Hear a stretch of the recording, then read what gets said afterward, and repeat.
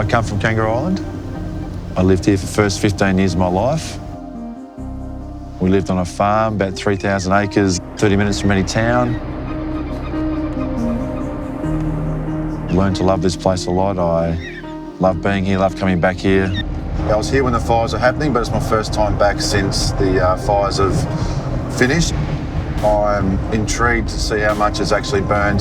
It'll be a bit eerie, but we get a bit of a sense of how big it really was. We were tragically hit with fire on January the 3rd and 4th. And the fire swept through 80-odd houses, 300-odd cars, 300-odd outbuildings. All of our community has been tragically affected. The devastation of this fire, it's bloody a bit scary actually. It's basically a whole people's farm's just gone. See, over one side people have got pine forests that there's nothing left of, and other people's farmland's all gone, and it's brutal. It was all gone. Come here to the sports club, gone. There was nothing left to fight. It was done. It was just kaput.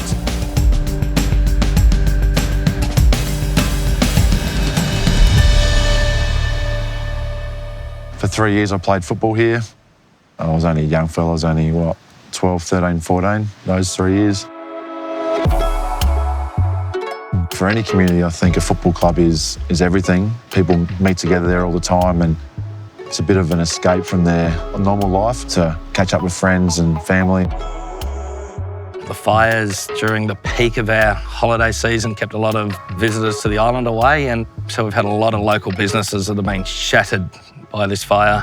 And then, of course, our farmers that are shattered as well. Over 50,000 sheep, thousands of cattle. You live on an island, you need to be resilient. Nobody expected anything like this. This is something that no one in our community on our island's ever seen before.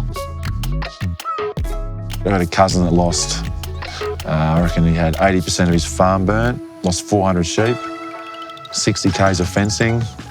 He managed to keep the house and sheds, which him and about 5 or 6 mates had to stay one night and keep the fire away.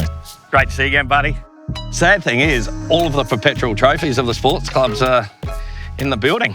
So where are you going to rebuild, obviously? Certainly rebuild. We must rebuild. One step at a time, we'll keep marching, mate. Focus here is really just to get these kids enjoying sport. Like everyone says, like a bit of morale boosting for just the community is always good. And then they might go home and say to mum and dad, we had Jaron Geary and mate Parker come out today, and might just lift their spirits for 1 or 2 days, and that's all they're after. So hopefully in 3 to 6 months' time, this kind of stuff's still happening, because that's when it'll get hard again.